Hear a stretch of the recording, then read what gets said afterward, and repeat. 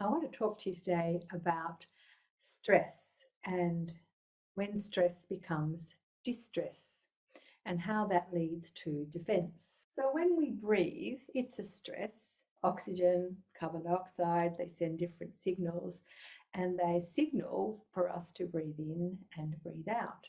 And if that's not happening, for instance, if there's a hand over your mouth or you're coughing or you're choking or you've got a bad flu, then you get shortness of breath, which becomes distressful.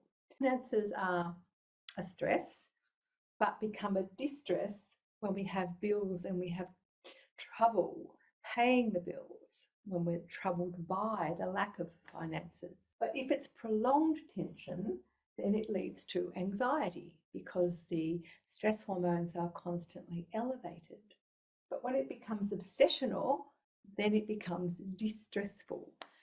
So the distress is where the brain becomes overwhelmed with the stress hormones. And when that is prolonged, that becomes a defense.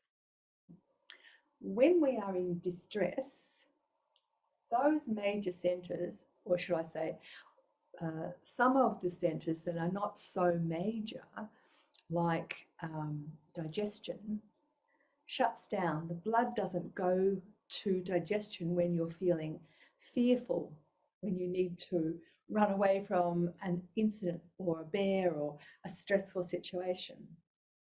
And that happens because the middle part of the brain, called the corpus callosum,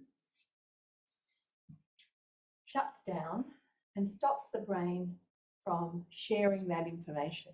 That's our flight, our fright, our fight center, where we are on alert all the time. Elevated nervous system causes them to be anxious and obsessional and have shortness of breath and panic attacks and not be able to think clearly and many, many other things. So there's a way of bringing you and other people out of that defense pattern. And that is by bringing blood to the front of the brain and the back of the brain. So instead of this shut down area, we're now bringing blood to the front of the brain and the back of the brain so that the emotions can be processed through the neocortex into the front, into the limbic system. So that enables us to have more rational thought. That gives us the ability to have choice, not to be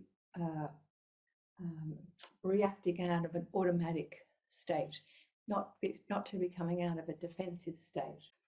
So we have lots of stresses in our life and we can cope with lots of stresses. And I've got on this side of the brain, imagine that this is the brain, left and right sides of the brain. Stresses become distressing, and long-term distress leads us to being stuck in that flight and fight and fright state. And one of the ways to come out of that state is to hold the front and the back of the head, because that brings more blood to the brain so that you can process the emotion through the back of the brain, through the middle of the brain, to the front of the brain, to the limbic system, and de-stress your reaction. It's a good feeling.